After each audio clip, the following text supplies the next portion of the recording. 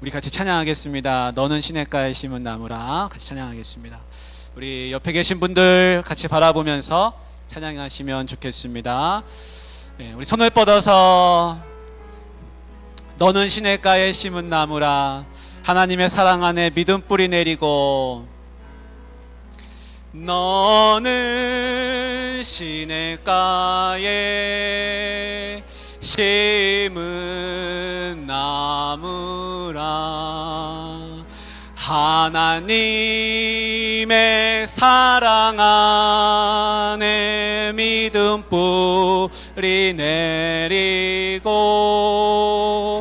주의 뜻대로 항상 살리라.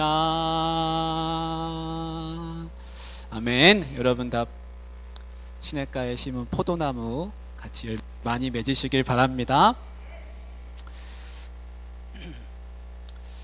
지난 말씀에 이제 우리가 바울이 디모데를 만나는 모습까지 이제 봤습니다. 그래서 우상의 제물을 멀리하고 음행하지 말고 목매어 죽인 것과 피를 멀리하라는 이 이야기를 이제 각 교회들마다 다니면서 이제 전해주고, 또 교회가 어떻게 지금 잘 되고 있는지, 이전에 금식하고 안수하여 세웠던 그 장로님들은 목회를 잘 하고 있는지, 성도들은 다른 데로 도망가지 않고 다 같이 모여서 예배를 잘 하고 있는지, 신앙을 잃지는 않았는지, 그런 마음을 가지고 각 교회들마다 지금 바울이 다 다니고 있습니다. 근데 우리가 지난번에 읽었던 그 15장, 16장 5절에 이제 끝에 한번 보십시오. 5절 말씀이 이렇게 돼 있죠. 이에 여러 교회가 믿음이 더 굳건해지고 수가 날마다 늘어가니라, 이렇게 돼 있습니다. 그래서 교회가 이제 부흥하기 시작하는 겁니다. 교회의 수가 많아지기 시작합니다. 믿는 성도의 수가 많아졌습니다. 이 지역이 어디냐면, 우리가 여러분 지도 다 가지고 계시죠? 지난번에 받으신 그 지도, 성경책에 제가 꼽으라고 하셨죠? 예, 지도가 있으실 겁니다. 우리 방송실에서도 한번 보여주십시오. 지난번에 이제 1차 전도 여행을 하고, 이게 이제 지금 보이는 이 노랑 지도가 이제 1차 전도 여행이었잖아요. 그래서 배 타고 쭉 돌아서 저 위에 안디옥 있죠? 예, 비시디아 안디옥, 이고니온, 루스드라, 더베, 이렇게 이제 다 다녔단 말이에요. 이제 지금 두 번째 여행을 하고 있는 거예요, 그죠? 두 번째 지도를 한번 보여주십시오. 이 두 번째 지도는 조금 더 복잡하지만, 그러나 이제 익숙해지면 금방 눈에 들어옵니다. 지도의 이제 맨 오른쪽 부분이 이제 수리아 안디옥이에요, 그죠? 수리아 안디옥. 그 안디옥 교회가 있는 곳이죠. 안디옥 교회에서 출발해가지고 다소 길리기아 지방을 지나서 예전에 1차 때 세웠던 더베, 루스드라, 이고니온, 그리고 그 옆에 비시디아 안디옥, 요 지역을 지금 다 순회하고 있습니다. 그러면서 주변 지역까지 교회가 이제 퍼져나가고 있어요. 자, 그런 가운데 이제 오늘 말씀이 등장하는데, 여러분 조금 우리가 좀 상식적으로 아셔야 될 거는 뭐냐면, 지금 저 지도에 보이는 부분 있죠? 더베, 루스드라, 이고니온, 안디옥. 제가 말하는 안디옥은 지금 비시디아 안디옥이에요. 가운데에 있는 안디옥. 요 지역을 성경에서는 이제 아시아라고 합니다. 아시아. 그래서 우리가 이제 헷갈릴 때가 있어요. 아시아 이렇게 하면 우리가 사는 대한민국이 아시아잖아요. 근데 성경에서는 아시아가 저기를 얘기합니다. 그래서 이제 보통 소아시아라고 이제 구별해서 말하기도 하고, 아시아 하면 지금 저 지역을 전체를 아시아라고 하는 거예요. 저희가 지금은 이제 어느 나라입니까? 요즘은 튀르키예, 그죠? 터키. 여러분 터키 성지 여행 가시잖아요. 성지 여행 가시면 저기 터키 가는 거예요. 자, 이제 거기를 이제 아시아라고 합니다. 왜 아시아라고 하냐면, 그 아시아라고 하는 말 뜻이 뭐냐면, 해가 뜨는 곳, 동쪽을 가리킨다는 그런 아시아라는 말에 그런 의미가 들어있다 그래요. 그 이전부터 거기를 이제 아시아라고 불렸습니다. 자, 바울은 지금 이 아시아를 전도 여행하고 있습니다. 그런데 오늘 말씀에 나오는 거는 이렇게 말씀이 나오죠. 6절에 보세요. 성령이 아시아에서 말씀을 전하지 못하게 하시거늘 이렇게 나옵니다. 아까 우리 그 지도에서 봤을 때 그 지역이 아시아라고 제가 말씀드렸어요. 1차 전도 여행 때 다녔던 그곳이 아시아고 2차 전도 여행 때 그곳을 다시 재방문하고 있습니다. 거기를 더 굳건하게 하고 싶은 마음이 바울에게 있는데 성령께서 더 이상 아시아에서 말씀을 전하지 못하게 하시거늘 이렇게 이제 말씀이 오늘 시작되고 있습니다. 여러분 지금 바울의 일행은 누구예요? 바울이 처음에 출발할 때 누구랑 출발했습니까? 실라랑 출발했어요. 실라. 바나바랑 다퉜잖아요. 그래서 실라를 데리고 출발했어요. 루스드라에 왔습니다. 루스드라에서 디모데를 만났어요. 그래서 최소한 바울의 일행이 지금 3명이에요. 바울, 실라, 디모데 이렇게 최소 3명. 자, 그런데 이 최소 3명 말고 또 누가 계세요? 누가 같이 계세요? 오늘 말씀해 보니까 성령께서 계시더라는 겁니다. 성령께서 이 아시아에서 말씀을 전하지 못하게 하고 계세요. 여러분 누구의 지도를 받고 있습니까? 바울은 성령의 인도함을 받고 있습니다. 누가 앞장서고 계십니까? 성령께서 앞장서고 계신 거예요. 성령께서 말씀을 전하지 못하게 하신다라고 분명하게 성경은 기록하고 있습니다. 그래서 성령보다 앞서지 않는다는 걸 알 수 있습니다. 바울이 이들 중에서는 제일 대장이라고 할 수 있죠. 이 일행 중에서는. 그러나 바울이 대장이 아니에요. 누가 대장이에요? 진짜 대장은 성령 하나님이세요. 이 전도 여행은 성령 하나님과 함께하는 여행입니다. 지금 우리도 다 전도 여행 하는 거예요. 무슨 전도 여행? 지금 신앙 여정 하고 있잖아요. 지금 여러분 전도 여행 하는 거예요. 전도 여행. 이 땅에 태어나서 전도 여행을 지금 바울처럼 하고 있는 겁니다. 내가 이 땅에 왜 보냄 받았습니까? 바울처럼 복음 전하는 입술이 되라고, 그런 삶을 살으라고 나 전도 여행 온 거예요. 이 땅에. 근데 내가 앞서는 게 아니라 누가 앞서고 계세요? 성령께서 앞서신다는 것을 여러분들 기억하시기를 바랍니다. 나보다, 내 생각보다 말씀이 먼저, 기도가 먼저, 성령 하나님의 주권이 먼저라는 것을 늘 기억하실 수 있기를 바랍니다. 그래서 지금 이제 아시아에서 말씀을 전하고 싶었는데 성령께서 말씀을 전하지 못하게 하는 것을 계속 경험하고 있습니다. 그래서 6절에 보면 그들이 부르기아와 갈라디아 땅으로 다녀갔다 이렇게 합니다. 그 지도에 보면 부르기아와 갈라디아가 있습니다. 부르기아와 갈라디아는 어떤 성읍을 말하는 게 아니라 그 지방을 의미해요. 지방을. 지금 갈라디아 찾으셨어요? 이렇게 세로로 글자가 돼 있죠? 주황색으로 갈라디아.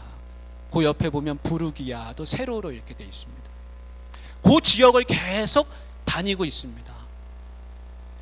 아마도 추정컨대 바울이 제일 가고 싶었던 곳은 어디였을까? 이 아시아 지역에서 에베소일 가능성이 많습니다. 에베소. 왜냐하면 에베소가 아주 큰 성읍이기 때문에 에베소에 대한 마음이 있었을 거예요. 물론 성경에는 그런 기록은 없습니다.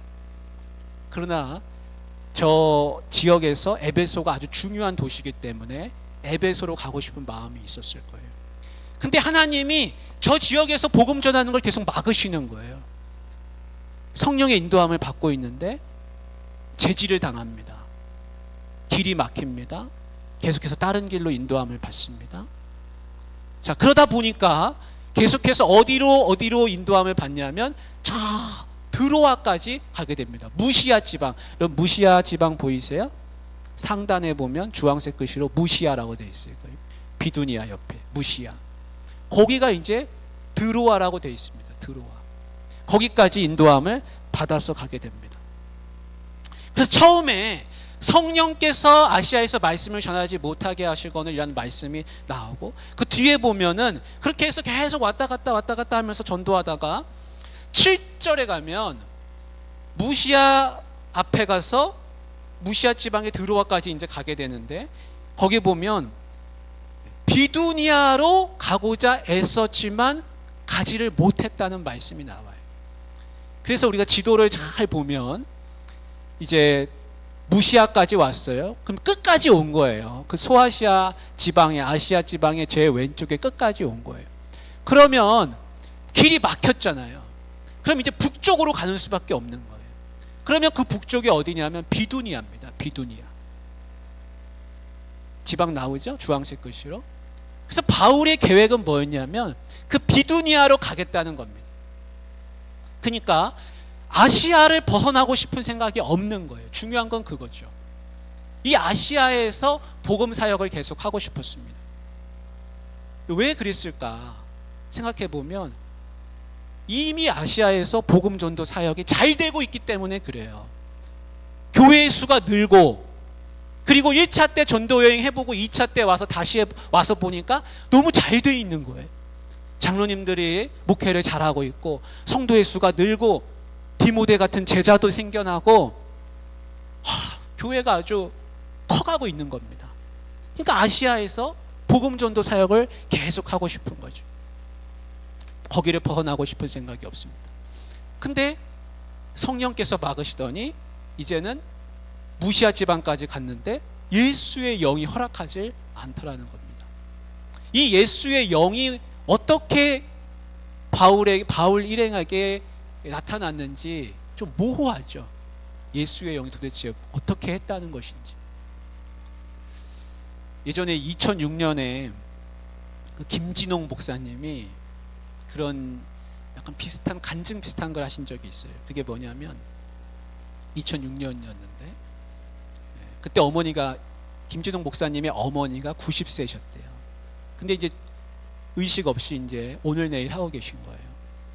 그래서 이제 곧 돌아가시기 그런 직전 즈음인데 2년 전 이야기를 하시더라고요. 그 어머니가 88세 때 몹시 편찮으셨대요. 그래서 돌아가시는 줄 아셨는가 봐요. 근데 어머니가 하루는 이런 말씀 하시더래요. 예수님이 나타나셨다는 거예요. 예수님이 나타나셔서 내가 2년 뒤에 다시 오겠다. 2년 있다가 다시 오겠다. 그래서 아직 아니라고 그렇게 말씀하셨다는 거예요. 그렇게 하시고는 회복하셨대요. 회복하셨대요. 그리고 이제 2년이 지났잖아요.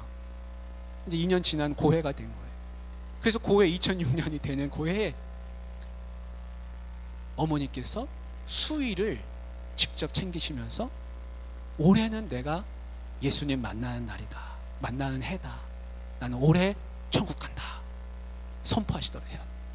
그리고 수의를 챙기시더랍니다. 그러고는 그 해에 이제 의식이 없으신 거예요. 그 어머니는 2년 전에 예수님의 영을 그렇게 꿈에서 혹은 환상 가운데 만나셨는지 하여튼 개인적인 체험을 갖고 계신 거죠. 구체적으로 지금 바울이 어떻게 예수의 영이 나타났는데 허락하지 않으셨는지 우리는 그걸 상세하게 다 알 수는 없지만 아마 환상 가운데 혹은 꿈 가운데 어떤, 바울은 환상을 많이 봤죠. 계시를, 개인적인 체험이 굉장히 많은 분이죠. 그런 가운데 예수님께서 허락하지 않으신다는 것을 분명하게 자기가 알았다는 겁니다. 그게 중요한 거예요. 뭘 원하시는지, 예수님이, 주님이 뭘 원하시는지 그걸 자기가 알았다는 겁니다. 그래서 그 계획을 이제 바꾸게 되는 겁니다. 나는 비두니아로 그렇게 가고자 애를 썼지만 그렇게 이제 더 이상 애쓰지 않고 드로아까지, 무시아 지방의 드로아까지 오게 됐습니다. 우리 잠언 16장 9절 말씀, 여러분 잘 아시는 말씀 제가 읽어드릴게요. 사람이 마음으로 자기의 길을 계획할지라도 그의 걸음을 인도하시는 이는 누구요? 여호와시니라. 여호와시니라. 사람이 아무리 좋은 계획을 세우고 선한 계획을 세워도 길을 인도하시는 분은 오직 하나님이시라는 겁니다. 우리는 그걸 인정해야 됩니다. 여러분, 왜 사람이 자기 길을 계획해도 인도하시는 분은 왜 하나님이십니까? 만일 사람이 계획하는 대로 모든 게 자기 계획대로 된다면 그 사람은 참 교만할 겁니다.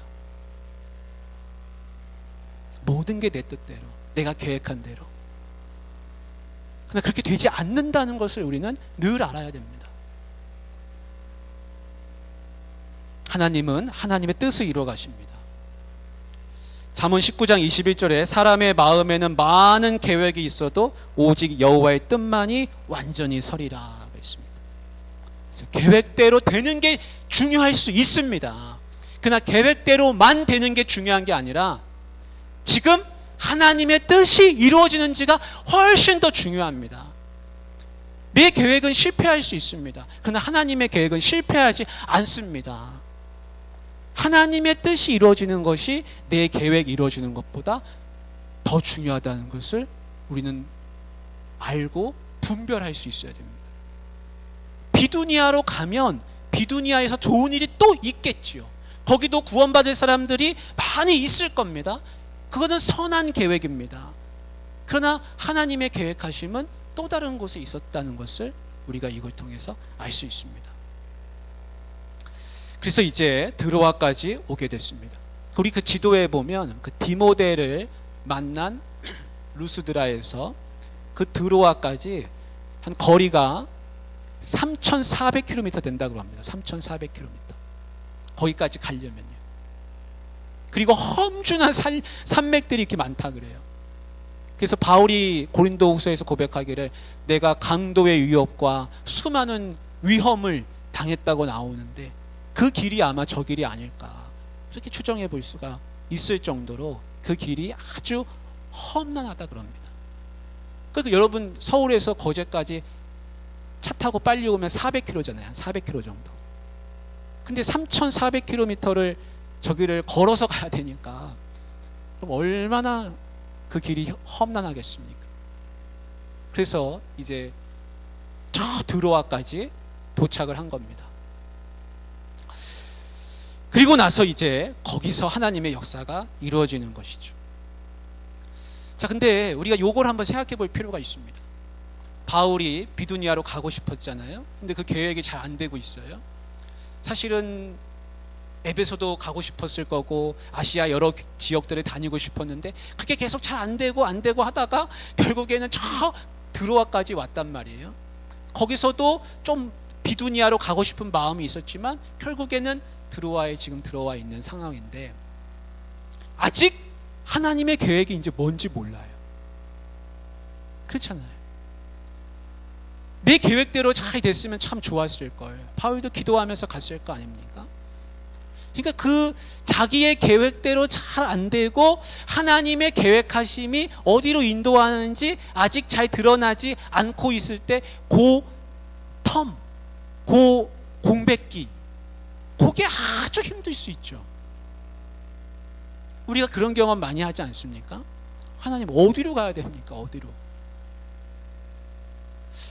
이것도 아니고 저것도 아니고 해보니까 안 되고 근데 하나님의 인도하심은 도대체 어딘지 있을 것 같은데 그게 아직 명확하게 수면 위로 드러나 있지 않을 때 얼마나 답답하겠습니까? 근데 바울도 우리처럼 그런 갑갑하고 도대체 하나님의 응답은 어디 있을까? 그런 것을 경험하고 있다는 것을 이 말씀 속에서 우리가 알 수 있습니다. 왜냐하면 계속 제지를 당했어요. 제지를. 성령께서 말씀을 못 전하게 하시고 비두니아로 애썼지만 못 가고 예수님의 영이 허락하지 않으시고 그것을 경험했다는 겁니다. 여러분 말씀 들고 기도하면서 복음 전하러 나간 사람들입니다. 이분들은 지금 목숨 걸고 가고 있잖아요. 그러면 가는 곳마다 길이 확확 열리고 문이 다 열려야 되는데 그런 경험을 하지는 못했다는 겁니다. 적어도 요 말씀 맥락 속에서는. 중요한 건 뭡니까? 하나님의 길이 있다는 겁니다. 하나님의 길. 내 길은 막힐 수 있어요. 그러나 하나님의 길이 있음을 이들은 믿고 지금 가고 있다는 것을 우리가 알아야 됩니다. 자, 이제 드로아에 왔습니다. 드로아에 이제 들어와서 9절 말씀 한번 같이 읽어보겠습니다. 시작. 밤에 환상이 바울에게 보이니 마게도냐 사람 하나가 서서 그에게 청하여 이르되 마게도냐로 건너와서 우리를 도우라 하거늘. 아멘. 그래서 밤에 환상을 바울이 이제 보게 됩니다. 자, 이제 어디로 가야 될까 하는데 거기서 이제 환상 가운데 어떤 사람이 서서 손짓하면서 우리를 도와주라 그러고 있는데 그 사람이 누굽니까? 마게도냐 사람이라. 마게도냐 사람. 그 사람이 집사님 말씀대로 예수님인지 모르겠어요. 어떤 학자는요 뭐라 그랬냐면 이 마게도냐 사람을 누구라 그랬냐면 알렉산더 대왕이라고 그랬습니다. 여러분, 알렉산더 대왕이 마게도냐 사람이거든요. 마게도냐 사람인데 주전 한 300년경에 세계를 다 정복해 버렸어요. 그래서 마게도냐 사람 중에 대표되는 알렉산더 대왕이 도와달라고 하면서 우리의 이 세상을 복음으로 정복해라 라는 그런 메시지를 줬다는 거예요. 물론 이거 그분의 사견이에요. 그 마게도냐 사람이 누군지 우리는 알 수 없어요. 예수님인지 아니면 진짜 마게도냐 사람에서 어떤 기다리고 있는 성도인지. 중요한 건 뭐냐면 이 사람이 누구예요?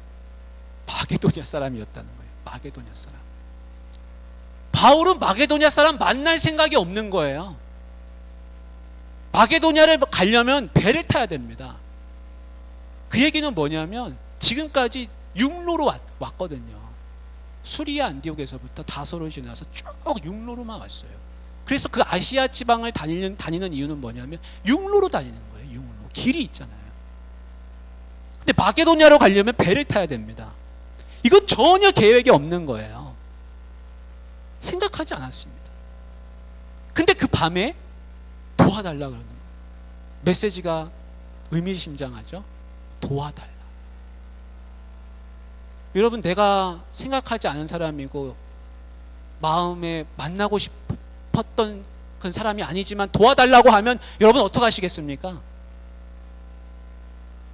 나랑 원수같이 지내던 사람이라도 도와달라고 하면 그래도 마음이 찡한데 여러분, 마게도냐 사람이 도와달라고 하는 겁니다. 여기서 복음의 길이 바뀝니다. 복음의 진로가 바뀌어요. 이 밤에, 이 환상을 보는 이 밤에 바울의 모든 계획이 다 바뀝니다. 바울이 깨집니다. 아, 내가 계획한 대로 가는 게 정답이 아니구나. 여기만 길이 아니구나. 저기에도 길이 있구나. 저기에도 복음을 듣고 싶어하는 사람들이 또 있구나. 그걸 알게 됩니다. 그래서 복음의 방향을 수정하는 거예요. 이게 역사가 바뀌는 순간입니다. 이 밤이 역사가 바뀌는 거예요. 그래서 복음이 유럽으로 더 빠르게 퍼져나갈 수 있었던 이유가 바울이 이 2차 전도 여행 때 드로아에서 배 타고 마게도냐로 건너가면서부터입니다. 사랑하는 성도님들, 바울이 환상을 봤으니까 건너갔다. 우리 그렇게 생각할 수도 있습니다. 하나님이 나한테도 환상을 보여주시면 나도 길을 분명하게 갈 텐데, 그렇게 생각하면서 하나님 환상을 보여주십시오. 환상을 눈에 보여주십시오. 우리 그렇게 생각할 수 있습니다. 근데 오늘 밤에 여러분 한번 꿈에 예수님이 나타나셔가지고 저 배 타고 건너가라 라고 말씀한다고 생각해 보십시오. 여러분, 건너가실 분 있습니까? 환상으로 나타난다고 해가지고 메시지가 명확해지는 게 아니에요. 더 헷갈립니다. 환상보다 더 명확한 메시지는 뭡니까? 그거는 말씀입니다. 말씀은 풀어주잖아요. 환상은 자기가 풀어야 돼요. 환상은 더 힘듭니다. 빌립이 그랬습니다. 예수님이 제자들한테 내가 길이요 진리요 생명이니 나로 말미암지 않고는 아버지께로 올 자가 없느니라 하면서 아버지께로 가는 길이 나다 라고 그냥 말해줬어요. 그 답을 얘기해줬어요. 나다. 그랬더니 빌립이 뭐라고 하는지 압니까? 빌립이 그 얘기 듣고 나더니 주여, 우리에게 아버지를 보여주소서. 그리하면 족하겠나이다. 그러는 거예요. 그 예수님이 너무 답답한 거예요. 야, 빌립아, 내가 너희와 이렇게 함께 있거늘 내가 다 보여주고 다 얘기해 줬거늘 또 아버지를 나에게 보이라고 하느냐. 나를 본 자는 아버지를 보았다. 그럼 예수님이 그렇게 말씀하시잖아요. 얘기해줘도, 말해줘도, 앞에서 말해줘도, 정답을 가르쳐줘도 그걸 받지를 못하는 거예요. 이해가 안 되는 거죠.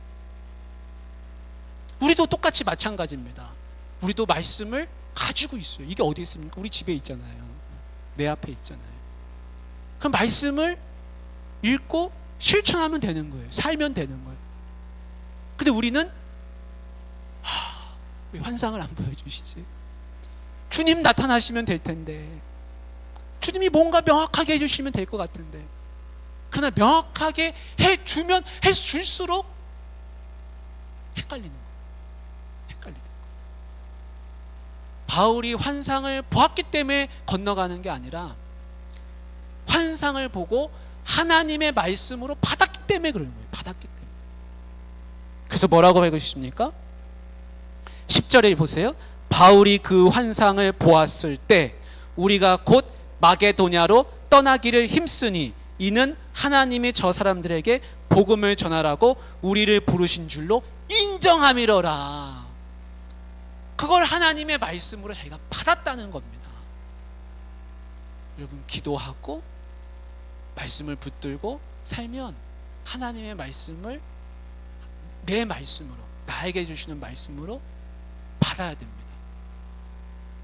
유튜브에 얼마나 좋은 말씀들이 많고 성경 말씀 속에 얼마나 좋은 생명수 같은 구절들이 있습니까?